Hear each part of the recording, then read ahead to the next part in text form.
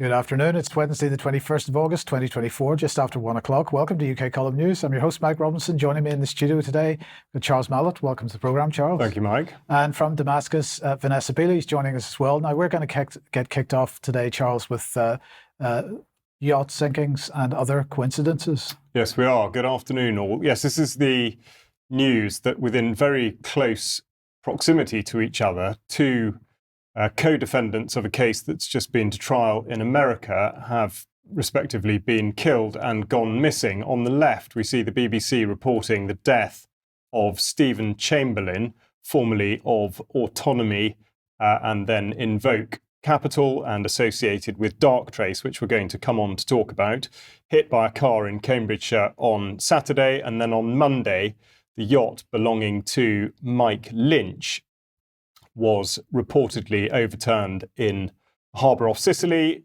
Also on board, Jonathan Bloomer of Morgan Stanley and their solicitor, Christopher Morvillo. Now, of course, at first sight, this does seem like a coincidence beyond credibility, but what it does do is to shine a spotlight on not just the court case that had closed, but also the other activities that they respectively had been involved with. So if we go back to the court case itself, which concerned the suggestion that there had been a fraudulent inflation of the price of Autonomy, which was founded by Lynch, and indeed Chamberlain worked there at the company with him. It was sold to Hewlett-Packard, and the fraud allegation has just been quashed, in effect, by a federal court in San Francisco. So the sort of celebration aboard the yacht named Bayesian, which of course is worth mentioning because it refers to a statistical branch of mathematics predicting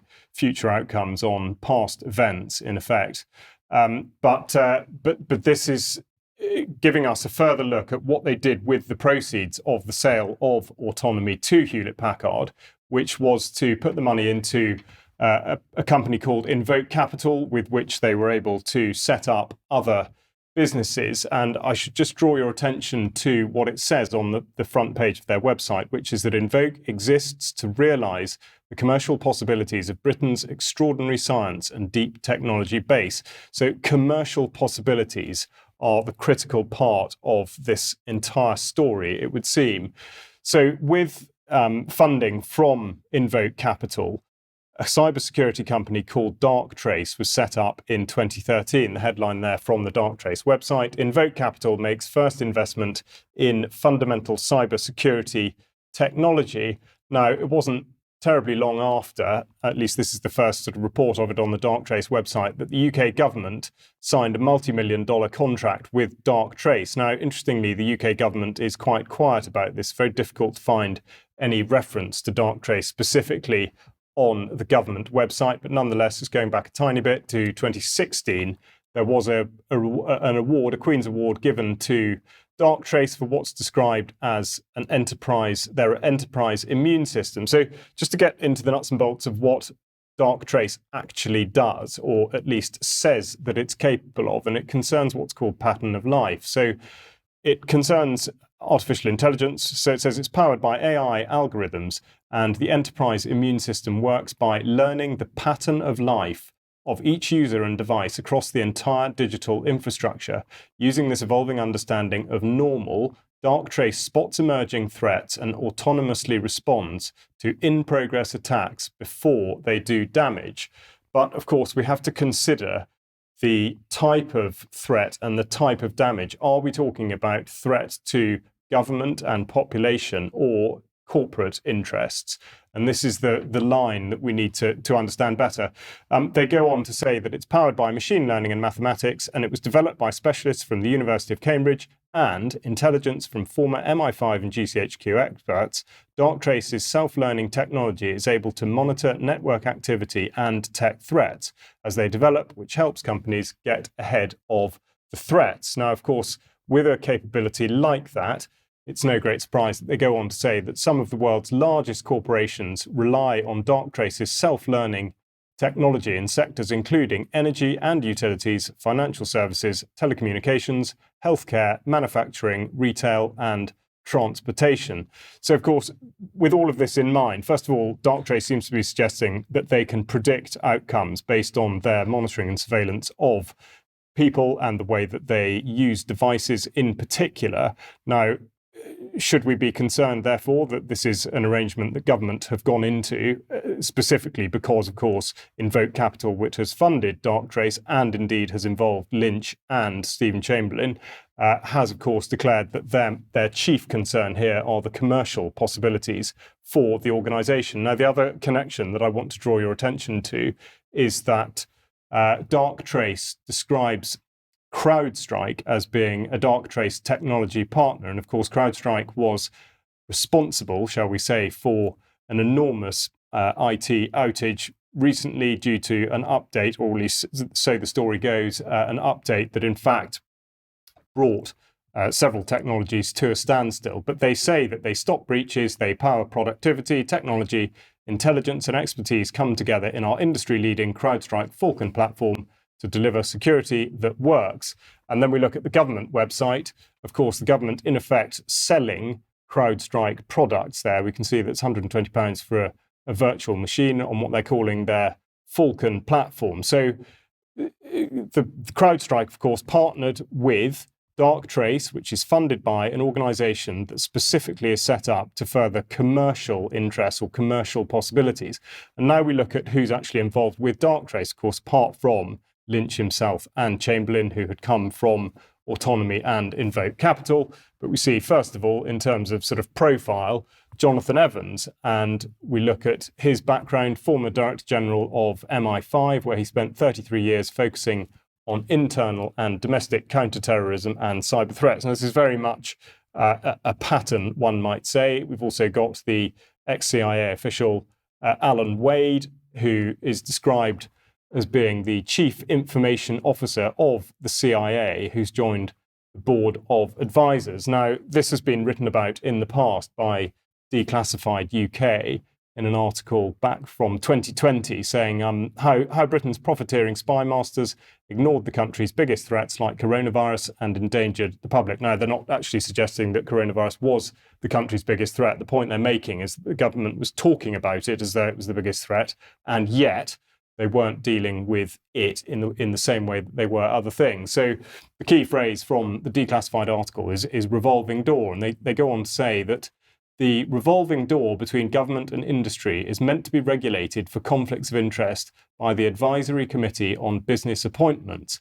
However, Declassified can find no evidence that an intelligence chief has ever had an ACOBA application rejected. This allows them to lobby their old agencies on behalf of their private interests after they leave office. So we'll just have a look at the detail of that. Specifically, we've talked about Jonathan Evans. So the letter that concerned his appointment back from 2013 said that it was approved on a dual condition that he should not draw on privileged information available to him from his time in Crown service. They felt it was especially pertinent in this case, given the sensitive nature of his job, and also the need to avoid the perception that Darktrace was gaining an unfair advantage due to it.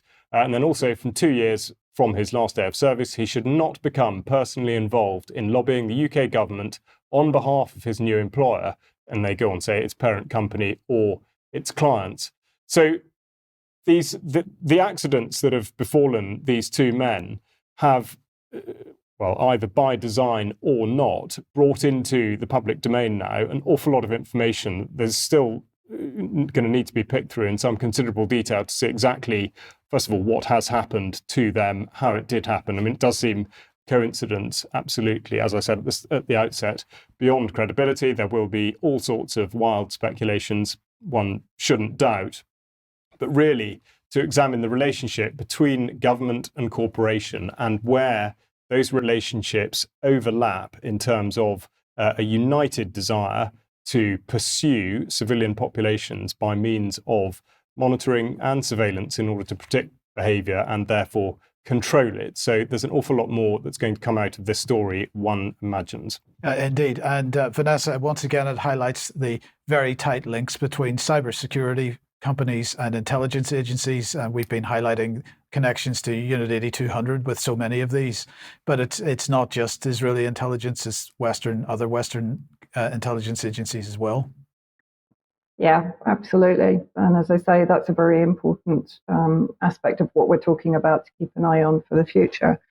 But today I wanted, because there's a lot of conversations going on about the threat of nuclear escalation between Russia and NATO. But in my view, everyone's rather ignoring the very real threat of Israel's Samson option and its nuclear capability, which has been kept very under wraps, as many people describe it, sort of basement nuclear capability.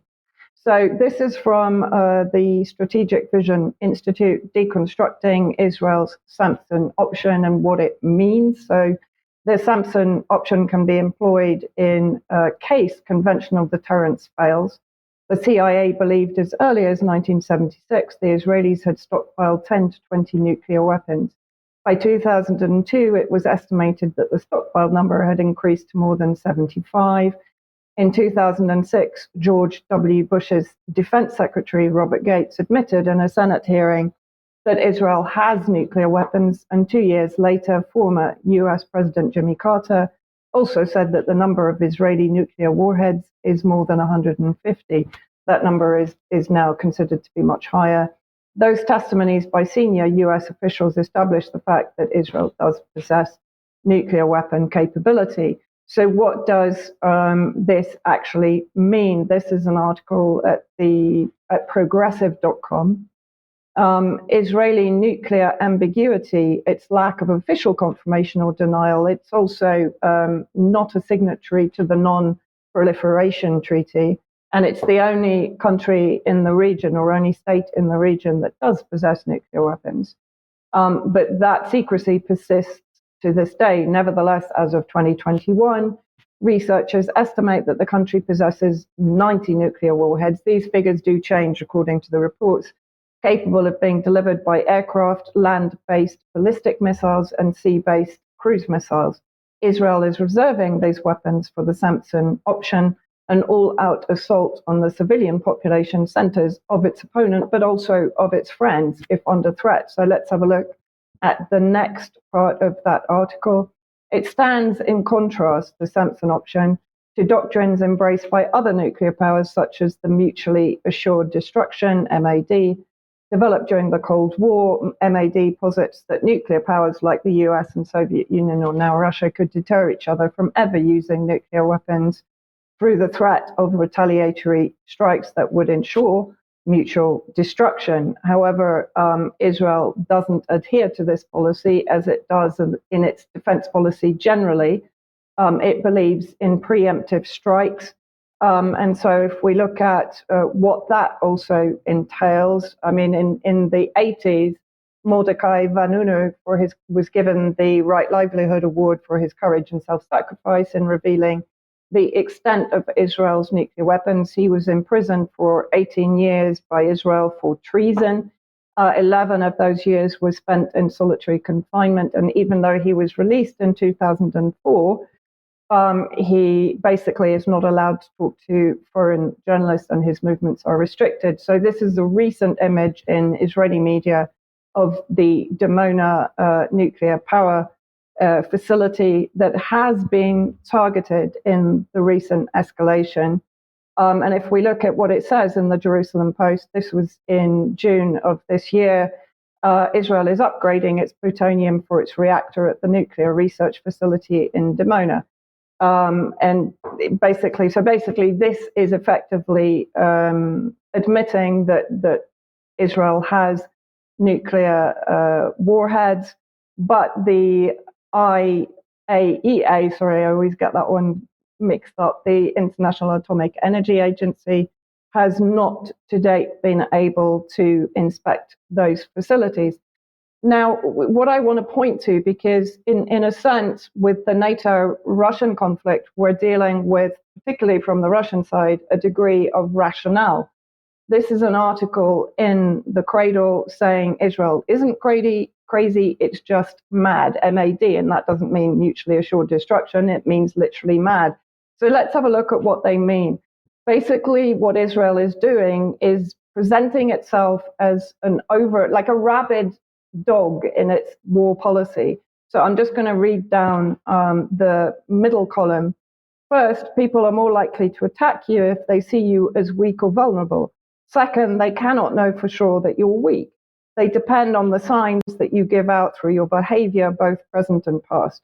Hit them where you sense they may be vulnerable and make it hurt. Well, we're definitely seeing that in Israel's genocidal policy. You are not acting out emotionally. That is a sign of weakness. You're simply hinting that you are a little irrational and that your next move could be almost anything. So just relate this back to the Samson option. This reputation can be for any number of things, being difficult, stubborn, violent, ruthlessly efficient. You must build your reputation carefully, allowing no inconsistencies. Instead of threatening your opponents openly, you take action that is indirect and designed to make them think. And I would also point out that in 2003, Ariel Sharon said that we possess several hundred atomic warheads and can launch them in all directions, perhaps even at Rome. Most EU capitals are targets for our Air Force. We have the capability to take the world down with us, and I assure you that will happen before Israel goes under. So this is coming back to the threat of the Samson option that can even be directed at what would be considered friendly nations. And not forgetting that since October the 7th, it was the heritage minister who was suspended after calling for the nuking of Gaza as being an option. And more recently, the ambassador at the UN, Gilad Erdan, who's outgoing, in his final speech said that the UN building should be wiped off the face of the earth, that it was a twisted and distorted institution, which I would agree with to some extent, but not for the same reasons as he does. And then finally, I think 65% of Israeli Jews oppose criminal prosecution for soldiers suspected of raping Palestinian detainees. So we're looking at a very unstable, deliberately irrational nation with the potential of preemptive nuclear strikes. Okay, thank you for that, Vanessa. Now, let's come back to the UK and censorship, perhaps a bit more than that. Richard Medhurst put this tweet out a couple of days ago, talking about his arrest under the Terrorism Act because of his reporting. Now, we have a little bit of video from this. Let's have a look at what he had to say. On Thursday, as I landed in London Heathrow Airport, I was immediately escorted off the plane by 6 police officers who were waiting for me at the entrance of the aircraft. They arrested me, not detained, they arrested me under Section 12 of the Terrorism Act of 2000 and accused me of allegedly, quote, expressing an opinion or belief that is supportive of a prescribed organization, unquote, but wouldn't explain what this meant. So I was taken to an adjacent room, patted down, my phone confiscated. I was not allowed to inform my family. Despite being calm and cooperative, I was handcuffed with something that placed my shoulders in an awkward position and my wrists on top of rather than next to each other. The handcuffs were extremely tight. Despite the police loosening them, they left marks on me for 2 days. They searched me again for the second time within 10 minutes. I was told to sit on a bench, remove my shoes, remove my socks. I was told to turn my socks inside out and hold them up for the officers to inspect. They also made me hold up my feet so they could check them as well. The officers took me to a room with UV lights, which they told me is used to catch burglars who are sprayed with something. I have no idea why they did this since they just removed me off of a plane. My suitcase was then opened in the lobby and ransacked. All of my journalistic equipment and devices were seized, including phones, SIM cards, wireless microphones, headphones, even my shoelaces. They later took my DNA as well, my fingerprints, palm prints, and photographed me. I was placed in solitary confinement in a cold cell that smelt like urine. Now, there's quite a bit more in that video clip, so I do suggest everybody goes and watches the full clip. But he was talking about being arrested, Charles, under Section 12 of the Terrorism Act 2000. Let's bring this on screen and just have a look at the government summary of this. Section 12 of TAC 2000 makes it an offence to invite support for a prescribed organisation, express an opinion or belief that is supportive of a prescribed organisation, or to arrange or manage or assist in arranging or managing a meeting in support of a prescribed organisation. Now, I guess in this case, the situation is the prescribed organisation is Hamas. But I mean, what were your thoughts based on the clip of how this was handled? Was an arrest appropriate, for example? I mean, it's very hard to say, but it's certainly what did happen to him, having been arrested, does highlight the ability with which police can run a sort of domino rally of events. So if their goal is to find certain bits of information or indeed articles, he talked about having his journalistic equipment kind of look through and whatnot, then the arrest is the unlocking device that sets the chain in motion. So I think that's the critical thing here. And like so much this legislation that's been designed over the last sort of 50 years, it specifically enables this this interpretation, which makes it almost impossible not to have the power of arrest in these sorts of situations. So I think that's the thing. It's just the way in which it's written up. It makes it too easy for police to do that. But certainly, what he's describing of being in custody, that I'm afraid is standard. That's not related to terrorism. Okay, and Vanessa, when similar happened to you, of course, you were held for not quite as long. Sorry, if we just put the graphic on screen here, please, Stephanie, and we just look, because you were held under Schedule 7, which is kind of an addendum to the main act itself, which gives pretty unique powers to the British government to examine people without needing to arrest them first. So that's a different thing. But what I really wanted to get your thoughts on were what you thought about the issue of having an opinion about a prescribed organisation. Having an opinion is that it's about who is prescribing them as a terrorist organisation. But if, as a journalist, it's your job basically to talk about prescribed organisations in any particular conflict or arena. And to a degree, that's what Richard is doing. As a journalist, it's what all of us do. So, are we talking about the conflict here in the Middle East going to be accused of promoting a prescribed organisation while the BBC can come to Idlib and sit down for tea with a prescribed organisation, Al-Qaeda, or with ISIS affiliates, and get away with it scot-free? I'm sure they're not stopped as they come into Heathrow. Indeed. I think the brief point to make just following that is the absurdity of the date of the prescription. Hamas in this country was only prescribed in November 2021.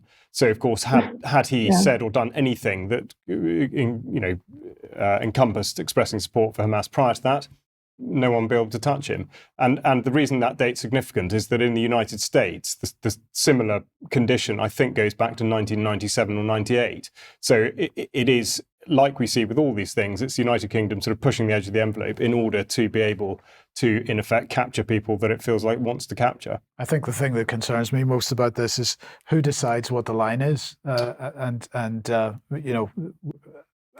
this line that gets drawn affects what people say, what they're able to say. We're seeing this line being pushed ever further towards prescribing anybody from saying anything which is in any way critical of government policy.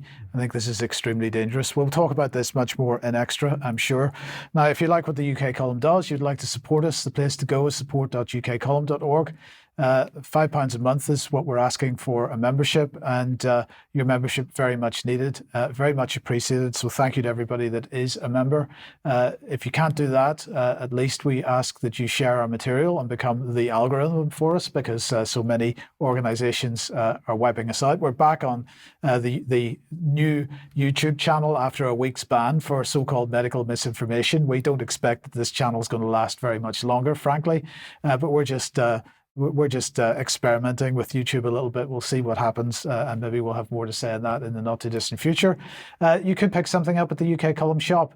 There are a number of items there. Please do that if you possibly can, especially Your Life in Their Hands. There's still copies of that available. Please do that, or pick up a ticket for the event on the 19th of October 2024. We were very delighted to have Bob Moran visiting us yesterday at UK Column Towers here, and he will be at this event on the 19th, as will many others. We'll name more names very, very shortly. Now, the interview that Alex did with Calistrat Marvin Atadori, if I've pronounced that name correctly, is now on the website. Please do watch this. It got a very good response in the chat box yesterday. I think everybody enjoyed it, so do watch this. And then tomorrow, an interview with Kevin Lister. Kevin raised safeguarding concerns in his capacity as a teacher at a college in Swindon, but these were concerns about a student of his that was wanting to be referred to by a different name and to be considered to be a boy rather than a girl. And Kevin's life has been systematically dismantled as a result of challenging the transgender agenda. I really would encourage you to listen to this, especially if you're a parent or in any way involved with education. So that goes out at 1 p.m. tomorrow. Join us for that.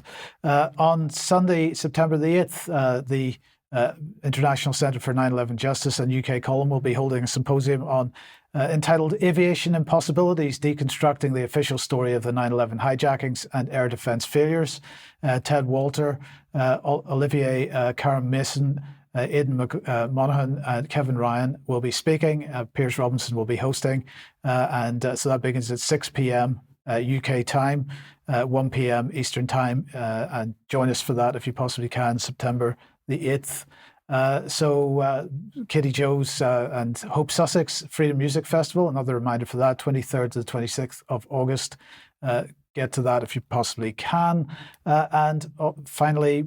Yeah, taking control of your own food supply, such a critical part of life these days. The Attack on Food and Farmers Symposium, 6th and 7th of September. It's going to be hosted by Children's Health Defence at chd.tv/events. And there are some very, very good and knowledgeable speakers. So I would advise that you tune in to that. Also, Brian and I will be speaking at the Heritage Party Conference on the 20th of September. Details on screen and in the show notes. And then in November of this year in London, there's going to be a Died Suddenly art exhibition, which is to put the spotlight on the excess deaths that have not been sufficiently explained or given attention by the government. If you're able to help with that, or you would like to know more about it, get in touch with Jake Fern at jakehfern@yahoo.co.uk. Okay, so lots going on at the moment. I hope everybody will find something in that lot now.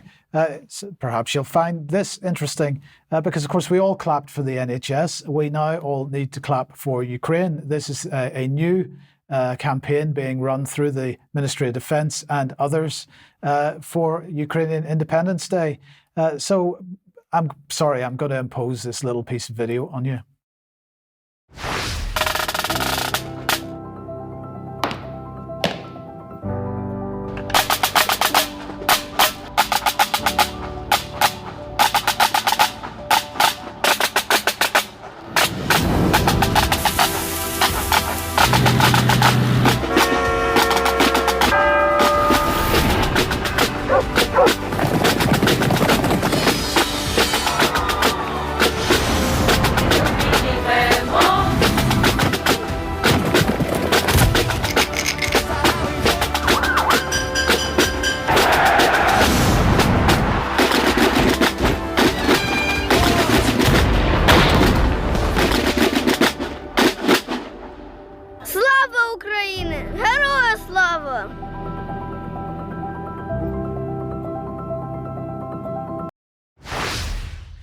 I appreciate it's lunchtime and that may have made you feel physically ill, but let's just, they have produced a whole document, a whole PDF document giving advice on how to take advantage of this whole thing. So they provide sample social media graphics, they provide sample social media posts for you, they provide a hashtag that we don't have to think, we just have to do.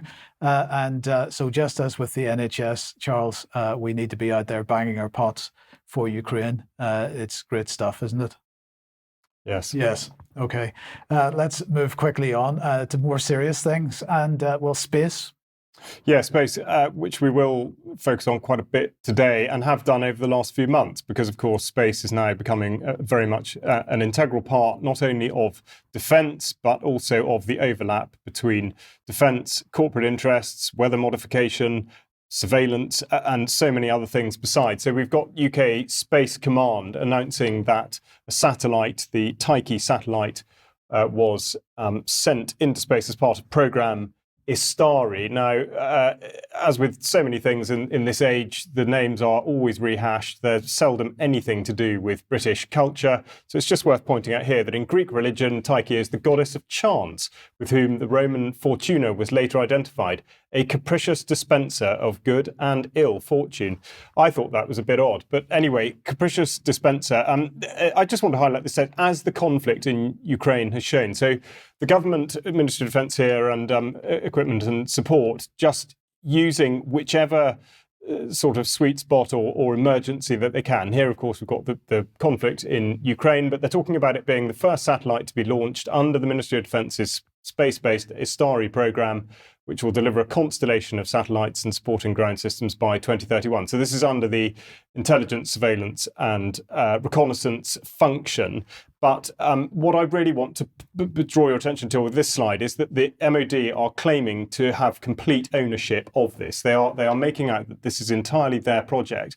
But we should also be very mindful of the fact that they say it will contribute to other government tasks. And they don't list those, but look at what it is able to do, to include natural disaster monitoring, development of mapping information, environmental monitoring and tracking, I've highlighted. Effectively, it's an eye in the sky, low orbit, and it is specifically tasked with capturing daylight imagery. We have a little, sorry, on back there. Yeah. Anyway, there was a very short video of it. Here we go. No, sorry. Okay, never mind. It's gone, but it was part of the Defence Space Strategy, which goes back to February 2022, which was reported on very comprehensively by UK Column at the time. But it's part of a 1.4 billion investment. And again, there's going to be a network of these satellites. But again, here we see the same terminology to support greater global surveillance and intelligence for military operations. But what sort of military operations? But the science inside gives us a bit more of an answer to that, which of course is where this does come from DSTL, the Defence Science and Technology Laboratory 2022. And this is the very opening phrase in that publication. We live in times of increasing volatility and uncertainty. The threats we face today, both at home and abroad, are more complex and dynamic than ever before. So we're looking at surveillance, tracking, monitoring and military operations, and we're talking about threats at home. So I will leave you to draw your own conclusions, but I think that sends quite a clear message of where this is going. They also point out their science and technology capabilities, and it's just worth noting how many of those relate to human behaviours. We've got AI and data science, communications and networks, cyber, homeland security and CT systems, counter-terrorism, human and social sciences, information systems, operational research and sensing. So it does look very much like space here, a chapter within this publication, is being used as yet another means of surveilling the population. But the critical part comes out here when I talk about the MOD claiming to have ownership.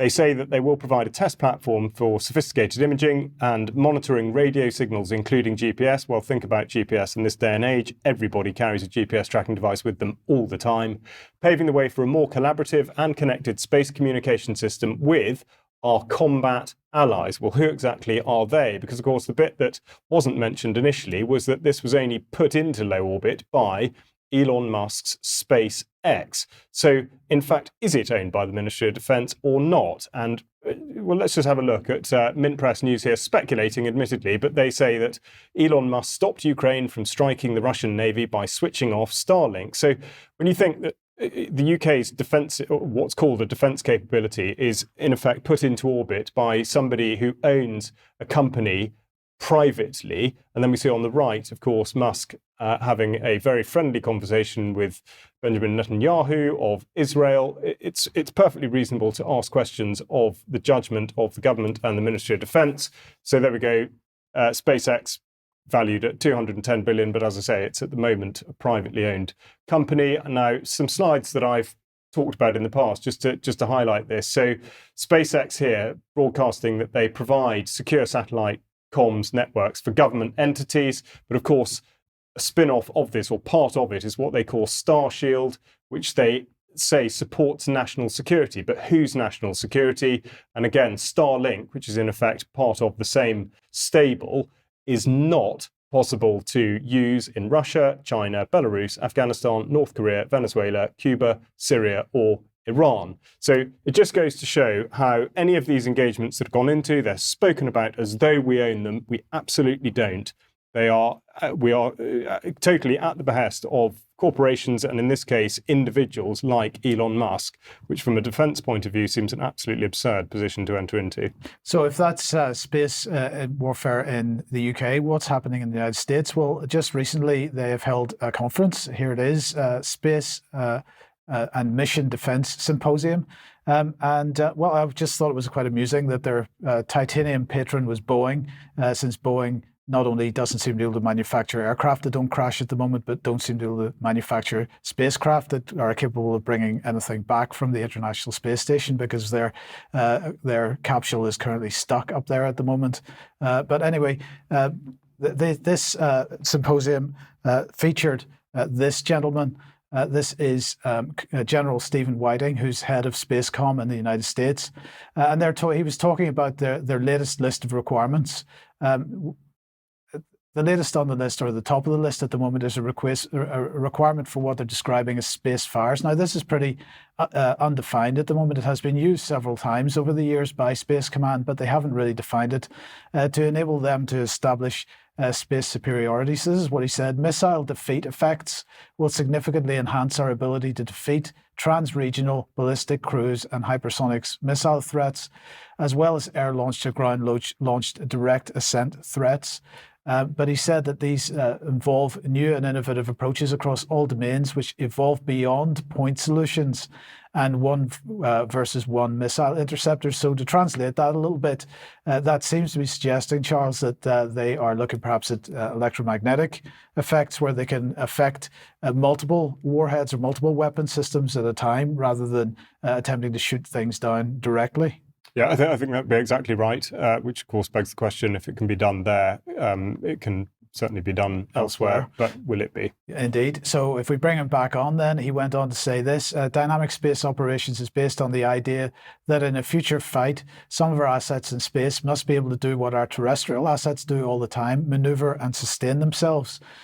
Doing so will allow our space-based capabilities to execute their mission until the objectives are met, not until they run out of the gas they launched with. And so the question is, what is this power source going to be that is going to survive until the mission is complete? And the only thing that I can think of would be some kind of nuclear power source.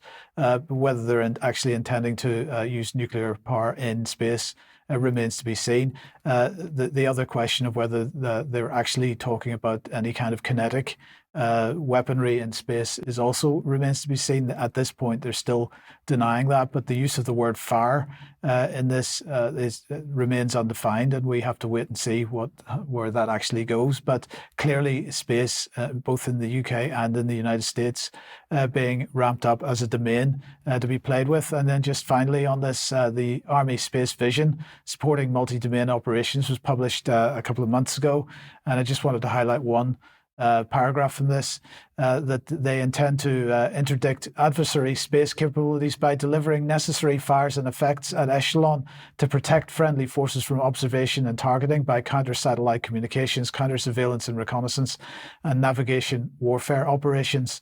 And again, to translate that a little bit, it's a bit unclear whether interdict means blow up, but certainly they certainly mean to disrupt the ability of so-called enemies from observing them or their so-called allies.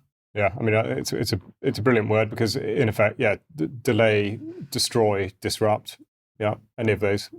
Could do. Okay, Vanessa, let's come back to you then, and the Middle East. And of course, we have a so-called ceasefire plan in the offing. Yes, something that is developing really into what I described recently on X as being a sadistic farce designed really to enable the continuation of the genocide.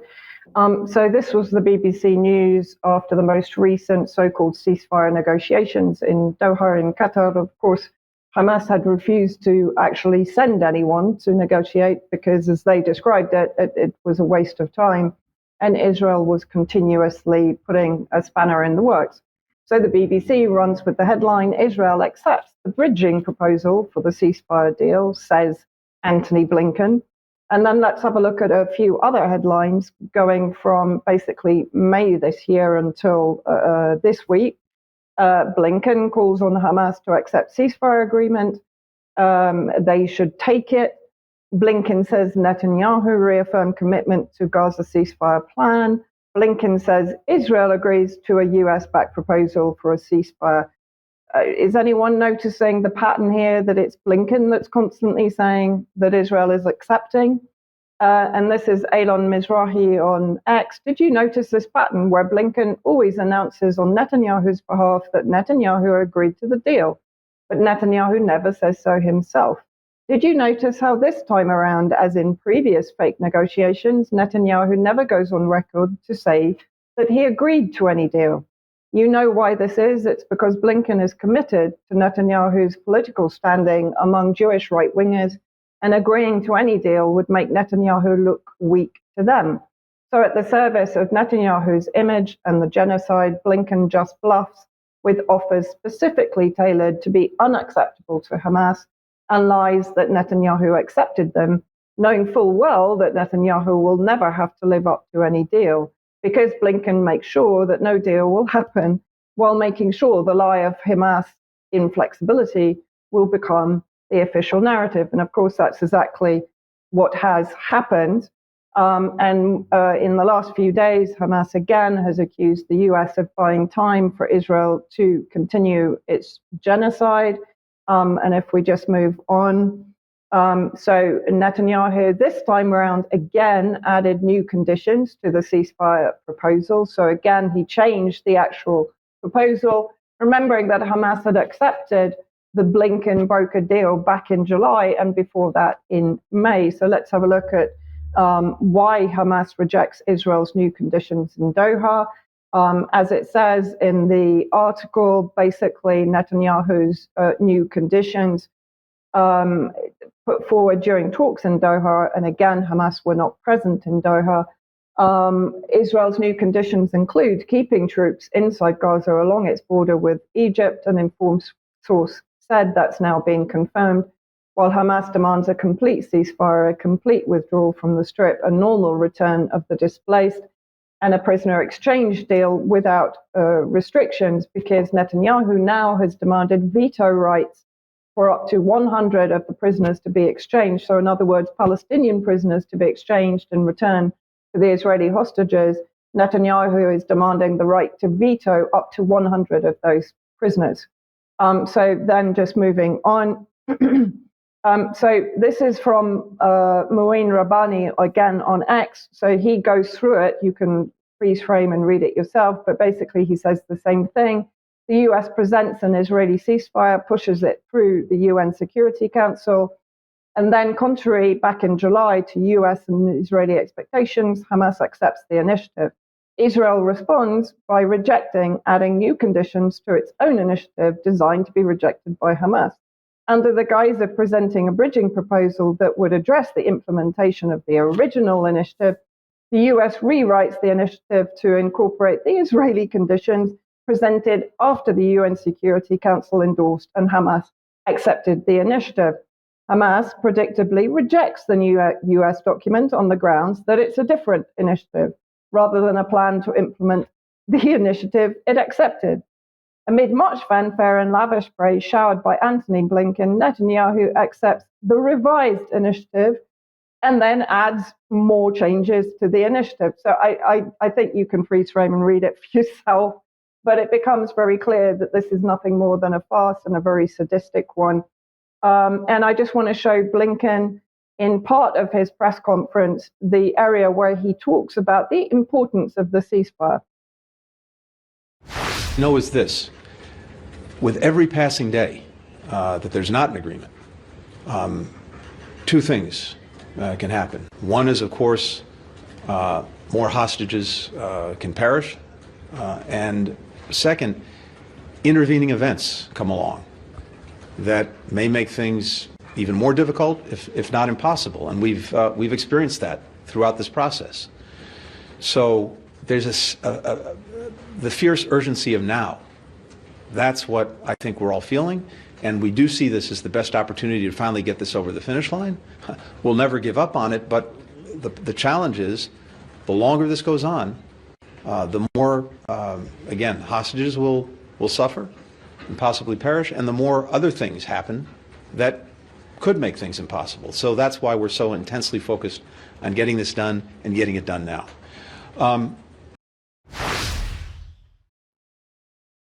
Quite extraordinary. There is absolutely no mention of the continuing genocide and slaughter of Palestinians in that statement. And in fact, since Blinken's visit, this is what always happens. Israel has actually escalated yet again, attacking Lebanon's Bekaa, which is in the northeast, nowhere near the southern areas which have been targeted. They attack Bekaa, wounding 5 children under the age of 8 and killing 1.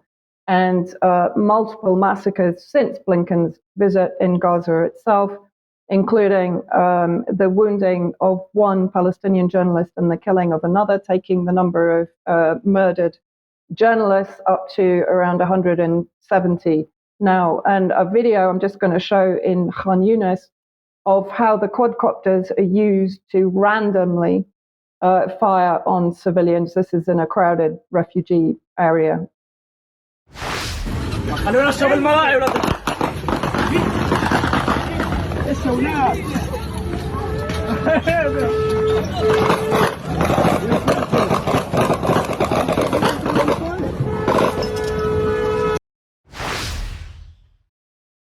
And this is happening on an almost hourly basis. Israeli jets hit another Gaza school, killing at least 12. That number is now rising to around 20. And I just wanted to show these 2 maps side by side, which were produced by the UN Satellite Center, and I think it was back in July. And on the left, you can see the bombardment of residential areas of Gaza. I mean, virtually all of Gaza has pretty much been destroyed now. Of course, there is intensity in the north and in central Gaza and in the far south, which, if you remember, was supposed to be the safe zone for people to flee to from the north. And on the right, that combines the damage to residential areas and the destruction of agricultural, water, reservoirs, everything that is necessary for the maintenance of life in Gaza. So pretty sobering mapping there of the devastation in Gaza, which was not mentioned by Blinken in his rhetoric about a ceasefire. Okay, Vanessa, thank you for that. Now, let's move on to defence pacts, and in this case, AUKUS. There's been quite a bit of AUKUS news recently. If you remember what AUKUS is, it's this defence pact between Australia, the United Kingdom, and the United States. And, well, maybe we get a clue a little bit later as to what this is really all about. So anyway, the government very, very excited that they have set up a new trade agreement, but they're saying that the United Kingdom, United States and Australia have stood shoulder to shoulder for decades to support the security and stability of the Indo-Pacific region and beyond. And AUKUS is a demonstration of our collective commitment in the region. So they announced a trade pact between them, which is going to cover up to £500 million of UK defence exports, plus billions of dollars of trade between the 3 nations in total. They're saying that this trade breakthrough comes via the publication of the UK's AUKUS Nations Open General Licence, combined with a new exemption to the US International Traffic Arms Regulations for the UK and Australia.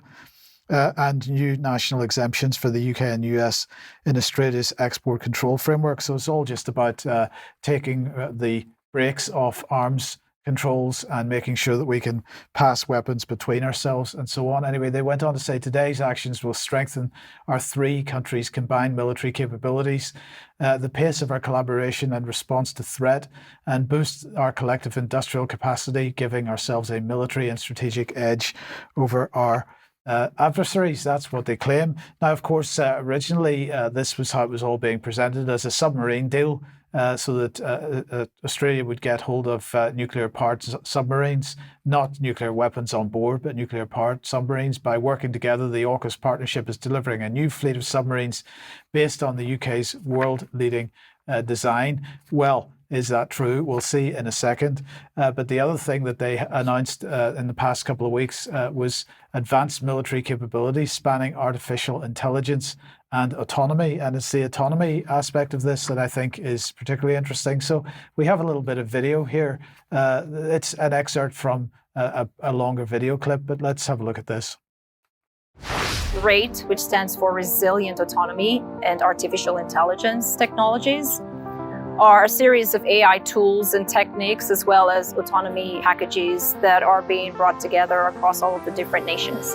And it's all about our ability to deploy autonomous systems, to deploy AI models and test those models on those autonomous systems and work collaboratively together under the AUKUS Partnership. At PCC4 we have UK, US and Australian assets flying together to meet common goals, supported by a core team on the ground working on AI models to detect targets, push that back into Army fires chains and support Army decision making. And Vanessa, very briefly, I mean, we've seen how Israel is using AI to allegedly target, to target alleged insurgents or whatever they call them in Gaza. This is a bad development, I think, as we all try to catch up with that capability. Yeah, I mean, it does make you wonder to what degree Unit 8200 is involved in this development, because yes, there's Lavender and Gospel that are systems that have been used to identify targets in Gaza and that have effectively led to the massacre of thousands on the basis that the AI is identifying them correctly, and of course they're not. Indeed. And then we've got this undersea warfare and hypersonic capabilities is also being part of this AUKUS deal, this latest deal. Interesting that they mentioned this just at the time that the Nord Stream 2 pipeline questioning around that is in the headlines again. But the former Australian Prime Minister, Paul Keating, had this to say about what AUKUS really is. And I have to say, I find it hard to argue with his point here. You see, we're going to get AUKUS, but not the submarines. What we're going to get is what Kurt Campbell, the Deputy Secretary of State, has said, we're going to tie these guys up for 40 years. What AUKUS is about in the American mind is turning the suckers into Australia. We're locking us up for 40 years with American bases all around. I mean, what this report today tells you, they're going to have American bases all around Australia. American bases, not Australian, but all around Australia. So AUKUS is really about, in American terms, the military control of Australia. I mean, what's happened, I say this, the Albanese government was, in their policy, is likely to turn Australia into the 51st state of the United States. And I say, hard to argue with that, Charles. And really what he's saying, and I think the parallel might be Israel. If the United States is wanting to look towards China, which it clearly is and has been for many times, it needs a base of operations. Obviously, it's got the west coast of the United States itself, but that's quite a distance away. Australia is a little bit closer. So what was the term that was used with respect to Israel? America's aircraft carrier in the Middle East. That seems to be what Australia is becoming. Yeah, it absolutely does. I mean, it seems. I think Keating's absolutely right. It seems very transparent. So obviously not naive of the Australian administration now. I mean, it can't be accidental. But no, I'm certain that would be the reason for it. Yes. Okay. Now let's come back to the UK then, and what's going on with respect to Greenbelt? Yes, quite. Well, Greenbelt is sort of yet another of the many attacks on land and land use that we're seeing up and down the United Kingdom and have done for many years, but it's become more and more acute this year. So we've got the many competing sort of aspects of food security, of what they're calling nature restoration schemes, then of course the renewable thing. And here now, updated on the 2nd of August, we've got proposed reform to the National Planning Policy Framework, the NPPF, and other changes to the planning system. There's a lot within this, but what I want to point out is that it's this paragraph here that they want to remove from a footnote, which is: the availability of agricultural land used for food production should be considered alongside other policies in this framework when deciding what sites are most appropriate for development. So they want to remove that. Now, the consultation itself is open now and closes on the 24th of September, which you should be mindful of. Of course, you can go and view this and contribute yourself. But in effect, what they're wanting to do, or at least what they say, is that there's confusion within the existing framework and sort of additional documentation. So they say that they propose correcting that to require local planning authorities to undertake a review where an authority cannot meet its identified housing, commercial or other need without altering greenbelt boundaries. So straight away, they've jumped the very obvious hurdle, which is: where exactly is the need for housing being demonstrated, or indeed commercial property? That there's no demonstration of that with which to meet it via means of a planning policy framework. So that's the first thing to point out. But effectively, they are compelling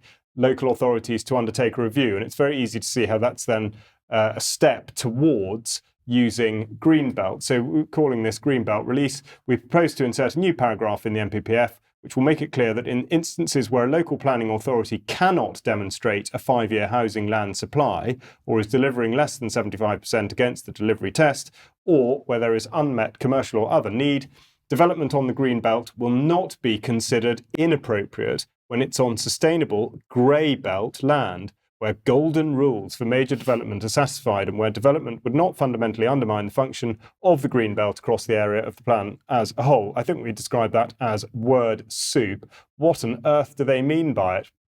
Well, in effect, as I say, what they're trying to do is push the authorities to chuck the rule book out the window and just build on Greenbelt. But instead, the way they do it is they decide, well, they'll come up with a new term called grey belt, which of course we've referred to in the past, and they define this as such. For the purposes of plan making and decision making, grey belt is defined as land in the green belt comprising previously developed land and any other parcels and or areas of greenbelt land that make a limited contribution to the 5 greenbelt purposes. So, of course, they could still be making contribution, but just a limited one, which therefore makes them vulnerable. We'll just look at what the greenbelt is supposed to do. 5 purposes: to check the unrestricted sprawl of large built-up areas, to prevent neighbouring towns merging into one another, to assist in safeguarding the countryside from encroachment, to preserve the setting and special character of historic towns, and to assist in urban regeneration by encouraging the recycling of derelict and other urban land. I think it's safe to say that absolutely none of those purposes or objectives are being met, and the direction of travel via planning policy, via environmental policy, and via energy policy is in absolute contravention of the purposes of the Green Belt, most readily shown by the Renewable Energy Planning Database quarterly extract. I've turned this into a graph format to make it clear how these applications have gone up and up and up in the last few years. Particularly, we consider 2020 to be the sort of the year of acceleration and limited sort of output in that time. But we've gone up through 843 in 2021, over 1,000, nearly 1,500 in 2022, up to 1,800 applications last year. And here at August now, 745, which of course are written down. So it's very obvious to see that there's just an increasing push towards this relentless destruction of the countryside, apparently in the name of the environment, sustainability, and all sorts of things that are totally disingenuous descriptions for what's actually going on. And Mike's going to talk now more about how that's being affected with energy. Just a very brief comment, because again, 10 Downing Street pushing this out on Twitter yesterday, reminding us that we need to find out all about Great British Energy and how this is going to be great for us and what it can do for us. Well, I just thought it was funny that they were pushing this out when just the day before Cornwall Insight had been releasing their latest forecast for what the energy price cap was going to be for the final 3 months of the year, and expecting to see a 9% increase compared to July. So this, of course, is situation not improving as a result of an ever-increasing building of wind turbines and so on. Now, the actual number will be published on the 27th of August, so we've got to wait until then to find out whether that forecast is anywhere correct. But this release of planning restrictions it's been happening for quite a number of years now. It's just accelerating, but it hasn't really resulted in the capability of reducing energy costs for anybody. So what is the benefit of it? It seems to be, as you pointed out, all about restricting the use of land for farming. Absolutely, it is, yeah. And indeed, critically, people deriving pleasure from being in it, which, again, is completely overlooked by all those that should be protecting it. Indeed. Okay, well, we've got to leave it there for today. So thank you very much to Charles and Vanessa, and for you all for joining us. We will be back in a few minutes if you're a UK Column member for some extra. Otherwise, enjoy the interview at 1 p.m. tomorrow, but we'll see you on Friday. See you then. Bye-bye. Bye-bye.